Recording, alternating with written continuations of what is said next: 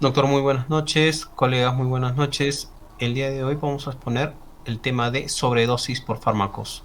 Los integrantes de este grupo somos, la señorita Flores Soto, la señorita Inga Peña, la señorita Inga Ceballos, mi persona, Mesa Mesa Enrique, la señorita Riveros Peralta María y la señorita Torres Tuesta Mayori.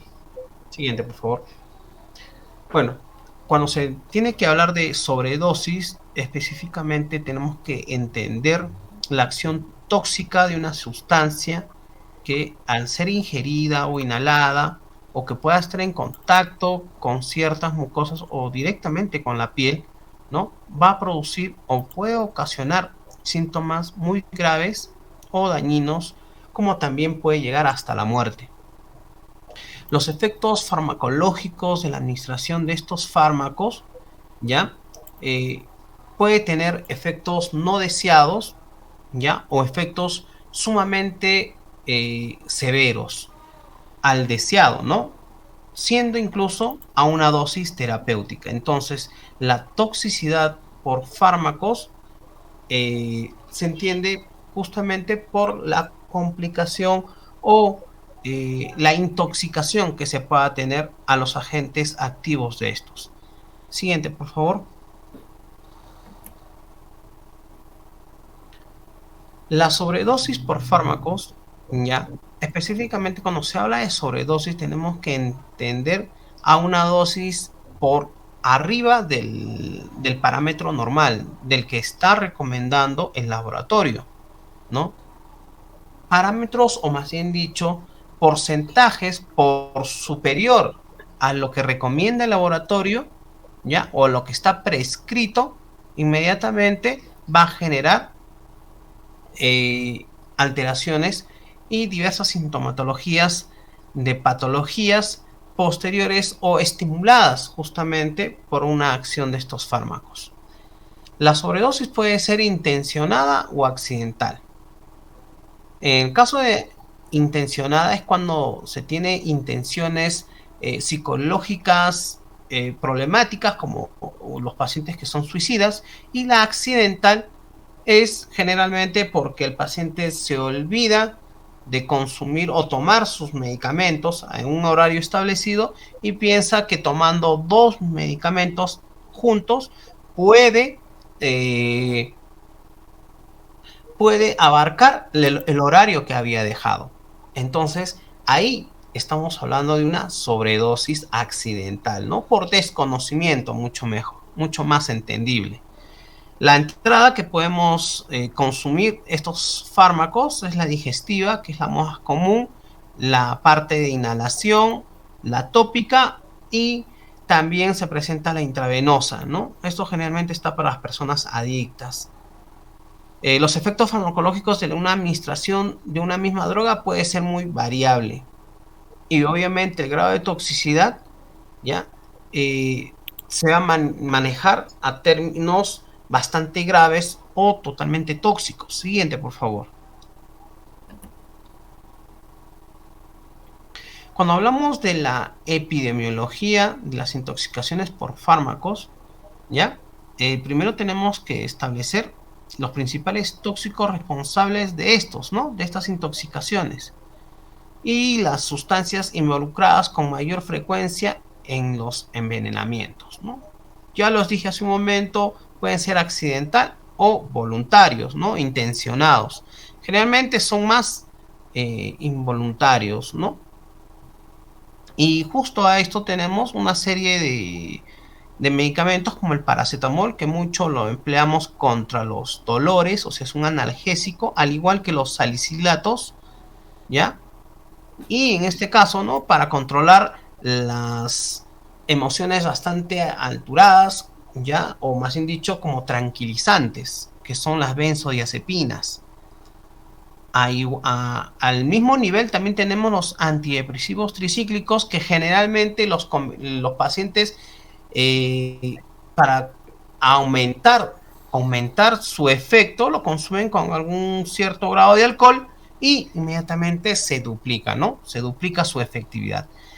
Así también como puede venirse con los pacientes que son con problemas cardiológicos, que pueden consumir la digoxina, y algunos pacientes con enfermedades como la epilepsia, por ejemplo, donde se les provea estos neuroepilépticos, ¿no? Generalmente ellos lo hacen con el afán de poder controlar los espasmos o los episodios que van a tener. Piensan que a dosis un poco mayores pueden solucionarlo, ¿no? Otras de abuso medianos, estamos hablando de los opiáceos y obviamente las drogas, ¿no? Que eso ya es otro término un poquito diferente porque sí es provocado intencionalmente, ¿ya? Como les dije, la epidemiología involucra un 11.3% específicamente en los analgésicos, y esto se basa bastante tanto en el paracetamol y en el ibuprofeno, ¿no? Que son analgésicos que mayormente se puede hasta comprar en una tienda. Entonces, por ello, estos son los fármacos que traen mayor toxicidad, ya involuntariamente por su con uso descontrolado que realizan con estos fármacos. Le paso la exposición a mi compañera. Muchas gracias. Muy buenas noches con todos, buenas noches doctor. Continuando con la exposición vamos a hablar acerca de los signos y síntomas que se va a presentar, ¿no? En cuanto a los signos y síntomas, estos pueden aparecer después de alguna administración, en este caso de primeras dosis o tras un tratamiento crónico, ¿no? En caso de que se dé una reacción adversa, ¿no? Esto se puede diferenciar tanto en adultos mayores en este caso como en niños, ¿no? En caso de alguna sobredosis en adultos mayores, puede haber un deterioro funcional, puede haber también alguna alteración en el sentido sensorial, una pérdida de apetito, confusión, depresión. En cuanto a los niños, es un poco más, como se podría decir, menos dañina porque se producen en este caso prurito, eritema, acentemas, dificultad respiratoria y alguna hipotensión, ¿no? Los síntomas se pueden clasificar de diferentes formas, ¿no? Pueden ser algunos síntomas que se presenten de forma aguda, algunos síntomas subagudos y pueden llegar hasta algunos síntomas crónicos, ¿no? Por ejemplo, en caso de que se abuse del paracetamol a largo plazo, más de 12 tabletas, puede ocurrir un daño hepático, ¿no? En este caso sería de forma más crónica en pacientes que ya sufren de alguna enfermedad hepática, ¿no? Ya sea por abusos de alcohol y todas otras causas que pueden ser, ¿no? En esta parte de acá. Ahora, en cuanto a la sobredosis de estimulantes, estas pueden activar la pueden activar la funcionalidad cerebral. Eh, También en cuanto a las pupilas se van a ver muy reducidas. Otra de las cosas que se va a presentar también va a ser inquietud y sudoración en el paciente, ¿no? También vamos a presentar presión y ritmo cardíaco aumentado, ¿no? Esto en caso de algunos medicamentos que sean estimulantes, ¿no? En cuanto a los medicamentos que son depresores, vamos a tener sobredosis de depresores, que estos pacientes van a presentar actividad cerebral baja, ¿no? Van a presentar pupilas dilatadas, somnolencia, alguna relajación. También se puede presentar en caso de llegar ya a un extremo en caso de sobredosis en caso de medicamentos que producen bueno, medicamentos depresores, se puede llegar a presentar disnea, ¿no? También algunos vómitos, náuseas o inconsistencia. Bueno, estos medicamentos en caso de que sean los estimulantes, bueno, son medicamentos que comúnmente son utilizados por adolescentes, ¿no? Y en caso de depresores, normalmente lo usan las personas mayores, ¿no? Adultos mayores, ya sean pastillas para dormir, el diazepam, el clonazepam, entre ellos, ¿no? Siguiente diapositiva, por favor.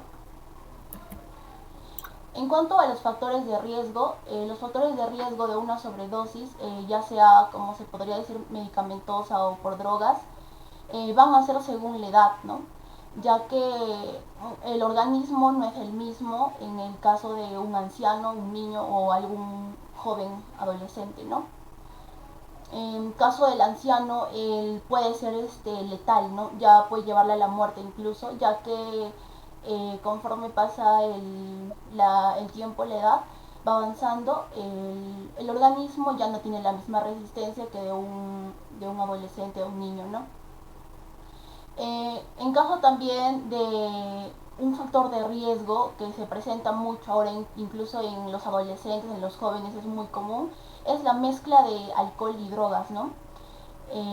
Esto puede dañar tanto al sistema nervioso, puede afectar también a otros órganos como en este caso el estómago, eh, ya que es una mezcla que podría ser, como te podría decir, una mezcla de alto riesgo, ¿no?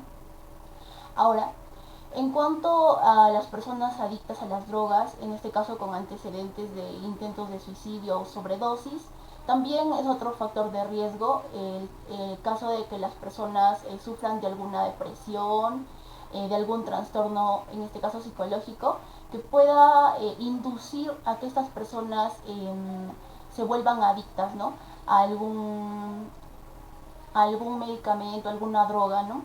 Y llevarlas, por lo tanto, a una sobredosis, ¿no? Bien, voy a pasarle a mi compañera.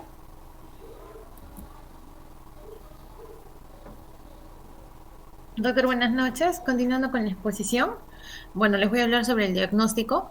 Para dar un determinado diagnóstico, primero se tiene que identificar los patrones clínicos de toxicidad, es decir, el historial médico del paciente, observar los signos y síntomas que presenta el paciente, realizar una prueba de inmunoensayo en la orina y un electrocardiograma. Para que el diagnóstico sea más preciso, se va a realizar exámenes de sangre, tomografía computarizada, examen de orina, electrocardiograma y rayos X de tórax. Existen algunas drogas que van a generar ciertos signos y síntomas en el paciente que van a servir como alerta para identificar qué sustancia ha consumido. En el caso de que es una droga simpático mimético, como la cocaína o la anfetamina, el paciente va a presentar agitación. En el caso de que sea anticolinergénico, como la atropina o la difenidramina, el paciente va a presentar delirio. En el caso de que sea colinérgico, como los organofosfatos, va a presentar somnolencia y le puede llevar incluso hasta el coma. En el caso de que sea opioides como heroína o oxicodona, el paciente va a presentar somnolencia y también le puede llevar al coma. En el caso de que sea un sedante hipnótico, como las benzodiazepinas o los barbitúricos, igual, el paciente va a presentar somnolencia y posiblemente coma. Y en el caso de que sea el salicilato, como la aspirina, puede presentar confusión, bueno, como delirio o otros síntomas similares. Siguiente, por favor. Prevención. Bueno, lo que se tiene que hacer para prevenir que los familiares o el mismo paciente que consume los medicamentos se intoxique, lo que se tiene que hacer es reducir los errores de medicación. Los errores de medicación pueden ocurrir en cualquier parte del proceso de prescripción o uso de medicamentos. Se debe prevenir que haya intoxicaciones en el hogar. Las estrategias de prevención de intoxicaciones pueden clasificarse en pasivas o activas. En el caso, por ejemplo, de que uno sea adulto, ¿no?, y consuma unos medicamentos y viva con niños en la casa, es muy importante asegurarse de que a la hora de guardar sus medicamentos sea en un lugar que tenga, no sé, un seguro, un candado, una llave, que no sea de fácil acceso para que el niño pueda agarrar los medicamentos y pueda, por error, consumirlas. Para prevenir las reacciones adversas a fármacos es necesario estar familiarizado con el agente y con las reacciones. El paciente que consume tiene que saber que si toma más de la cuenta, o sea, tiene que saber qué consecuencia le va a traer, qué es lo que le va a originar el hecho de tomar más de lo establecido por el médico. Se debe utilizar un análisis computarizado para controlar las interacciones farmacológicas. Y por último, en los adultos mayores deben seleccionarse cuidadosamente los fármacos y lo más recomendable es que cuando los adultos mayores tomen sus medicamentos siempre sea acompañado de un familiar, de sus hijos o de sus nietos, de alguien que le pueda orientar y pueda ver bien si la cantidad adecuada que está tomando de medicamento es el correcto y si el medicamento mismo que está tomando es el indicado por el médico. Le voy a dar pase a mi compañero.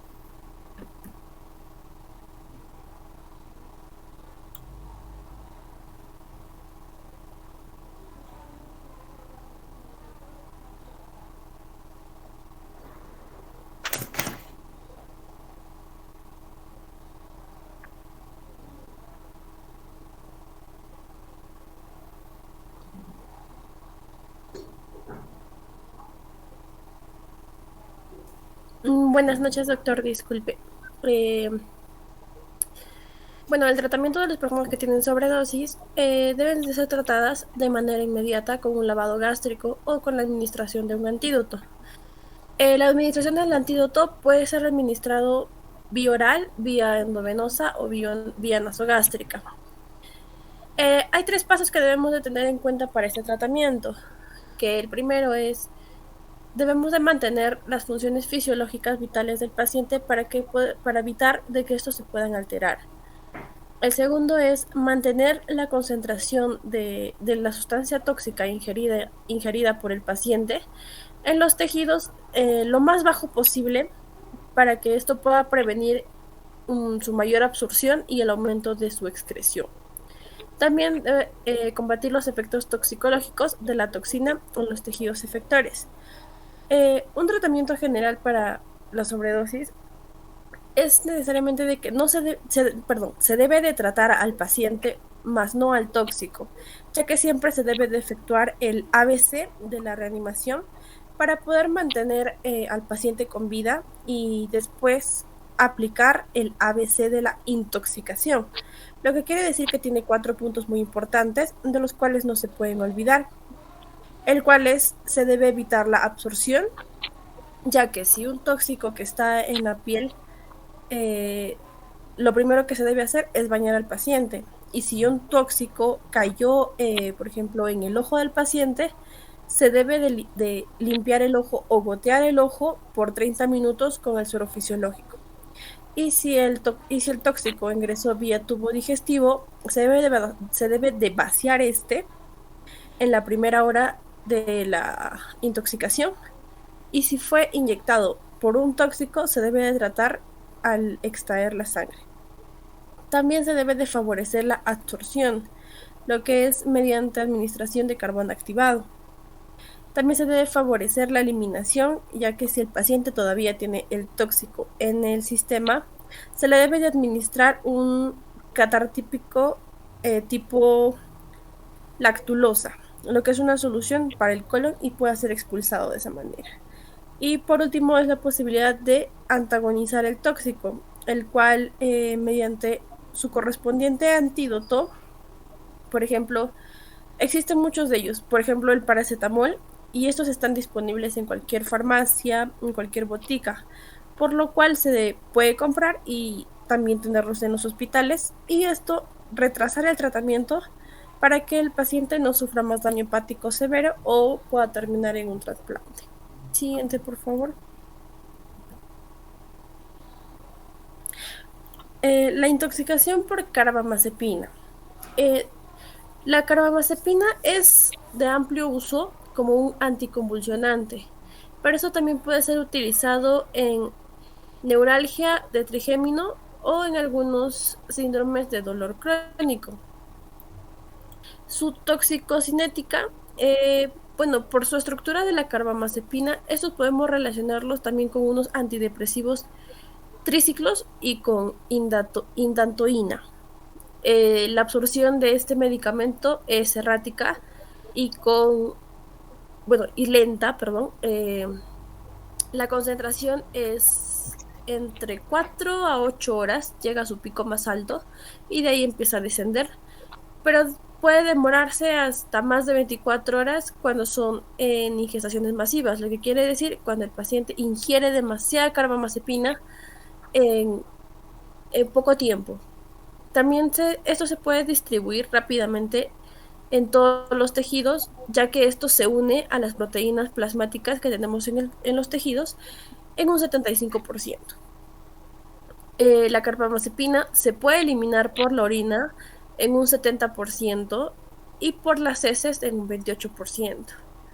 Las dosis terapéuticas de intoxicación por carbamazepina en adultos es hasta 1.600 miligramos por día y en niños en 30 miligramos por kilogramo y por día. Los niveles tóxicos son superiores a 20 miligramos por litros. La carbamazepina tiene interacciones también cuando se empiezan a administrar conjuntamente con otros fármacos, el cual esto puede ocasionar que haya un aumento de su metabolismo o puedan inhibir el metabolismo aumentando su concentración sérica y también acortando la vida media de otras drogas. Por ejemplo, al aumentar el metabolismo tenemos 3 medicamentos en el cual al ingerir conjuntamente con la carbamazepina aumenta el metabolismo, que es la fenobarbital, la benzodiazepina y la idantoína. Y los medicamentos porque junto con la carbamazepina inhiben el metabolismo aumentando su concentración sérica es la eritromicina, propoxifeno, isoniazida, bloqueadores de calcio y simetirina. Y los que acortan la vida media de otras drogas son la warfarina, la doxiciclina, imapramina, anticonceptivos orales y teofilina. Siguiente, por favor, y le doy pase a mi compañera. Buenas noches, doctor. Buenas noches, compañeros. Continuando con la exposición, vamos a hablar ahora del diagnóstico clínico. Bueno, cuando inicialmente se presenta lo que es la sobredosis, se va a presentar con ataxia, nistagmus, midriasis, taquicardia sinusual, confusión, excitación, agresividad y por lo general lo que va a ser mareo y náuseas. A la hora de lo cual va a presentar también es la mioclonias, convulsiones, hipertermia, coma, depresión respiratoria, alteraciones cardiovasculares, hipotensión con disturbios del ritmo. Ello va a presentar lo que es las extrasístoles ventriculares, las prolongaciones del QRS y QT y el bloqueo del aurículo ventricular. Esto se va a dar por lo general en pacientes ancianos. En su diagnóstico de laboratorio, lo que se requiere es una muestra de sangre para determinar lo que es el nivel de carbamazepina. Esto en la primera hora y esto repitiendo cada 4 a 6 horas. En cuestión a las muestras de sangre, lo que se requiere o lo que se quiere hallar es el nivel de glicemia, electrolitos y la creatinina de nitrógeno urélico. También se va a hablar de como un tipo de diagnóstico lo que es electrocardiograma inicial y esto siempre y cuando se va a requerir repetir, ¿no? Si es necesario. Entre ambos va a haber una correlación de nivel entre el nivel y la manifestación de la intoxicación, como se muestra en la tabla de objetivos de cuidado clínico. Según los niveles del medicamento, el nivel menor a 20 miligramos por litro va a presentar lo que es un 4% de convulsión, un 4% de coma y un 4% de ventilación mecánica. De 20 a menores de 40 va a presentar un 21% de convulsión, un 27% de coma, un 12% de ventilación mecánica. A mayores de 40 miligramos por litro va a presentar lo que es una convulsión de 33%, un coma de 100% y una ventilación mecánica del 100%. Por lo general, como le dijo mi compañera, es mayor, va a iniciar lo que es de 20 miligramos por litro. Siguiente, por favor.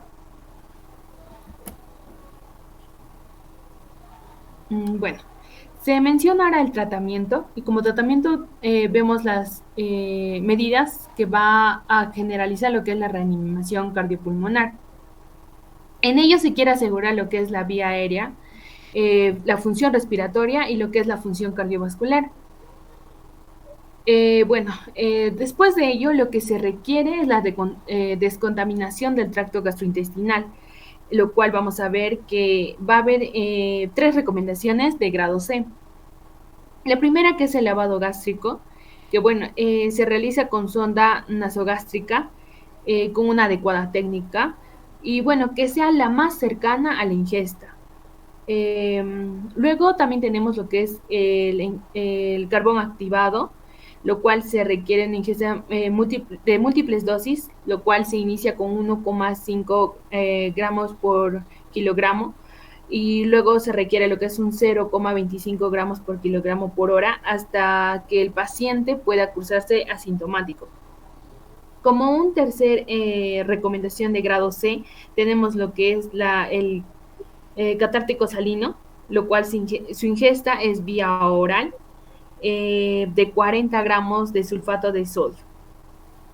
Estos son algunos tratamientos que se toma como una medida, ¿no?, para lo que es la descontaminación. Le doy pase a mi compañera. Gracias. Buenas noches con todos. Ahora vamos a ver un caso clínico, ya habiendo visto la teoría de intoxicación por carbamazepina, ¿no? Bueno, en este caso clínico vamos a tener un varón de 13 años de edad que nos indica que también 7 horas antes de su ingreso, mientras dormía, tuvo un episodio brusco de breve duración, presenciado por su madre, ¿no?, caracterizado por hipotonía del miembro superior derecho, mirada fija y ausencia de respuesta al llamado. Bueno, este niño o este varón de 13 años es portador de una epilepsia secundaria, ¿no? Estaba en tratamiento con este mismo medicamento, pero ahora esta vez lo que pasó es que ingirió, ¿no?, 17 comprimidos de 400 miligramos de carbamazepina en forma intencional. Como hemos visto en las anteriores diapositivas y explicadas por mi compañera, esa es una dosis muy alta, ¿no?, que va a ocasionar esta intoxicación. Bueno, nos dice también que el examen presentaba una frecuencia respiratoria de 28, también revoluciones por minuto, también una taquicardia sinusal de 110, presión arterial de 110 sobre 75 y la escala de Glasgow, muy importante, de 11. También nos indica que sus pupilas estaban simétricas, reactivas a la luz, no tenía rigidez de nuca ni déficit focal neurológico, ¿no? Esos son los aspectos generales y los exámenes de diagnóstico. En los exámenes de laboratorio podemos destacar la dosificación de carbamazepina en sangre de 117 microgramos por mililitro y nos indica también un rango terapéutico, ¿no?, que es de 5 a 10. Esto ya, la dosificación que tomó este niño es demasiado. Ahora nos dice que el tratamiento se inició con carbón activado, como vimos el tratamiento recomendado para una intoxicación por carbamazepina es esta, ¿no? El carbón activado, un lavado gástrico también.